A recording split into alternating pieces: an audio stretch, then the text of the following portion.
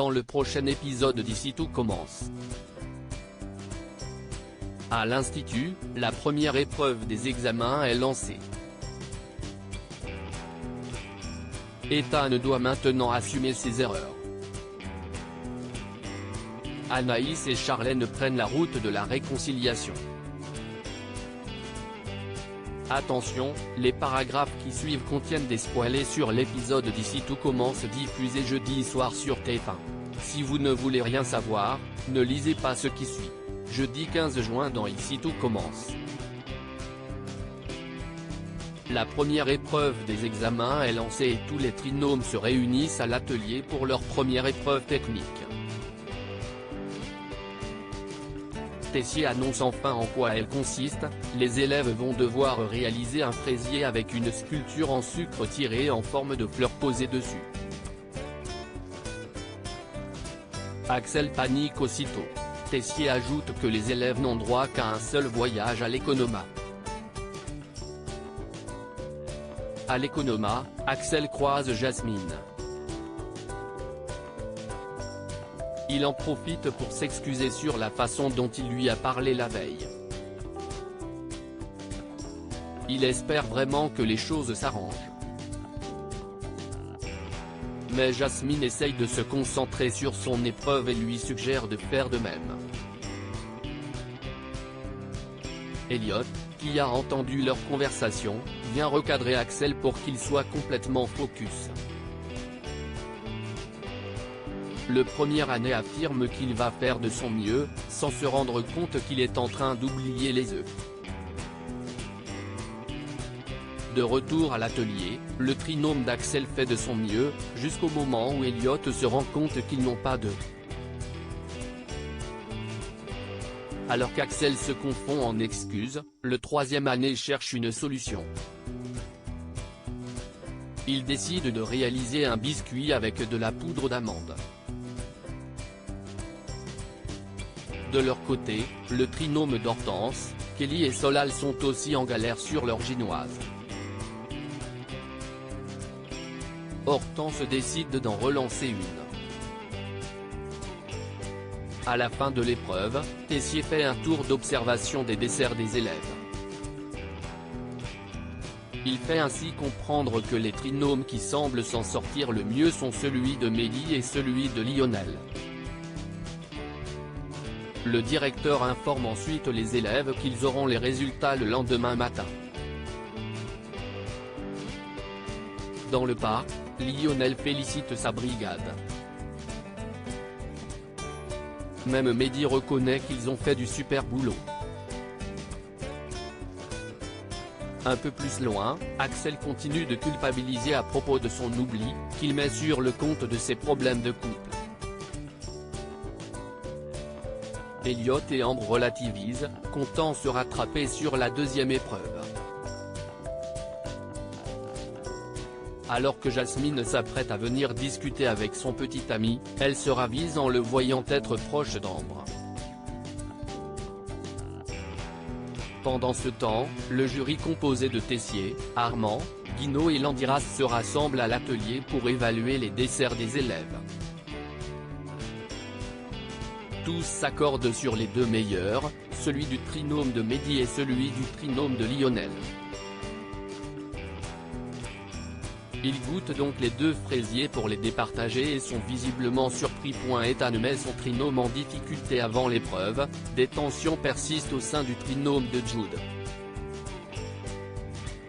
Ethan, qui a enlevé son attelle, assure à ses partenaires qu'il n'a plus mal et qu'il va tout donner. Si Deva s'inquiète encore, Jude réussit à calmer tout le monde pour rester positif. Pendant l'épreuve, leur trinôme est à la bourre car Ethan est plus lent que d'habitude. Jude se rend bien compte que sa main le fait souffrir.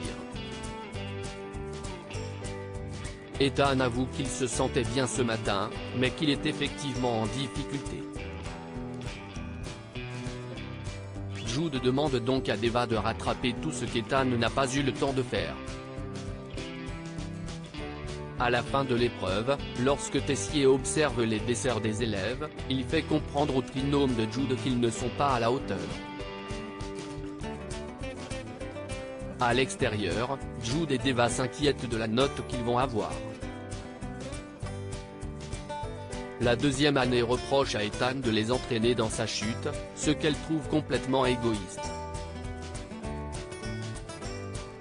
Quant à Jude, il avoue également être en colère contre son partenaire. Plus tard, c'est au tour de Myriel de faire comprendre à Ethan qu'il est temps de se ressaisir. Le directeur adjoint lui rappelle que son passage en deuxième année est loin d'être acquis. Charlène et Anaïs vont-elles se réconcilier? Invitée à la présentation de la nouvelle carte de la chef Meyer dans son restaurant à Montpellier, Anaïs propose à Charlène de l'accompagner.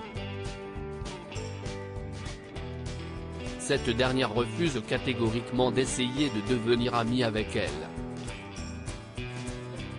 Anaïs la prévient toutefois de son horaire de départ au cas où elle change d'avis.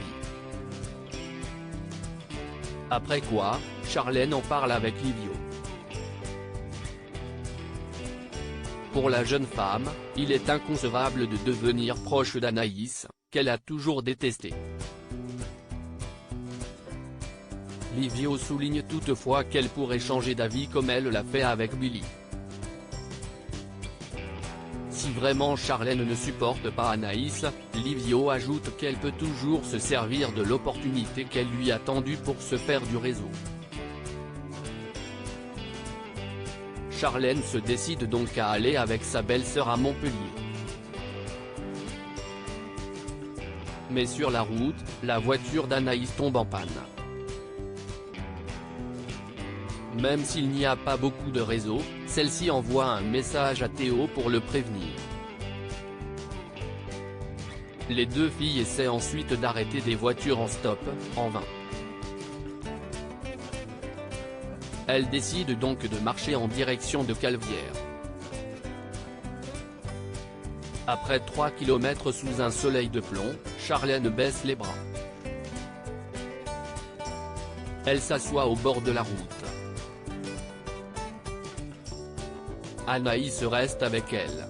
Charlène cherche alors à savoir la vraie raison pour laquelle Anaïs a voulu l'inviter à l'événement de la chef Meyer. Anaïs révèle qu'elle n'a pas apprécié la façon dont Tessier s'est comporté avec elle la veille, alors que son dessert était génial. Même si Charlène est insupportable avec elle, Anaïs est capable de reconnaître qu'elle a du talent. Charlène est flattée par ses propos. Au même moment, Théo arrive en voiture. Il leur donne à boire, ravi de constater qu'elles ne se sont pas entretuées. Les deux filles montent ensuite à bord de la voiture pour rentrer à l'institut.